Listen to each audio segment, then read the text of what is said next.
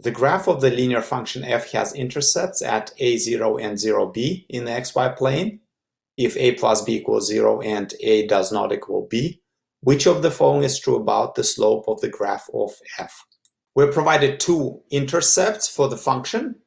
One crosses the x-axis at the point of a and 0, and it crosses the y-axis at the point of 0 and b.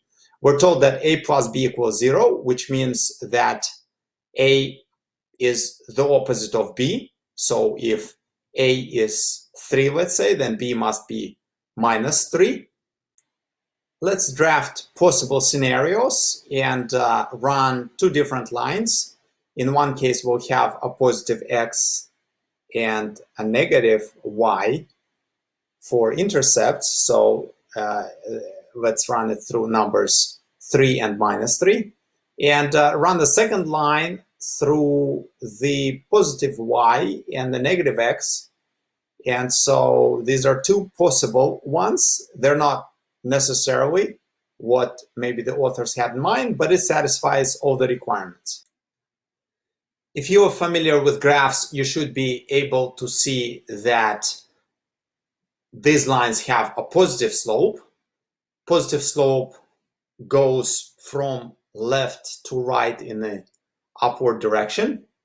And there are two other possible scenarios. One of them is the negative slope, and it runs counter to the one with positive slope.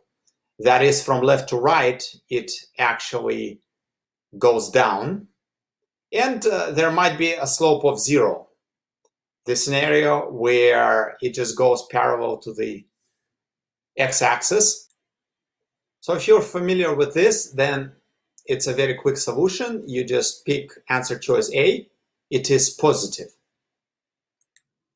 We can also find the answer by doing some math. We know that slope equals change in the y-coordinates relative to change in the x-coordinates. So if we set it up, we have the 2 points, and to find the difference between the y-coordinates, we would subtract 0 from b.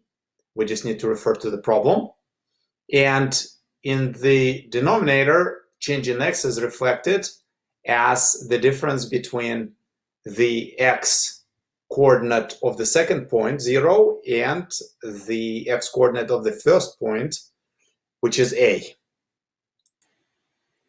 Given that a plus b equals 0, we can manipulate it pretty quickly and isolate a.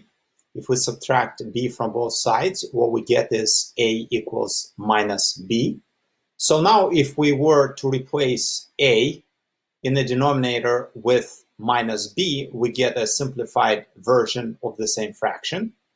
While b minus 0 stays the same, in the denominator we have 0 minus b, and minus b takes place of a in the earlier form. What that means is that in the numerator we have b, because b minus 0 is b, and in the denominator 0 minus negative b gives us a positive b. b over b equals 1, and 1 is a positive answer, so our final answer is a. It is positive, and it being the slope.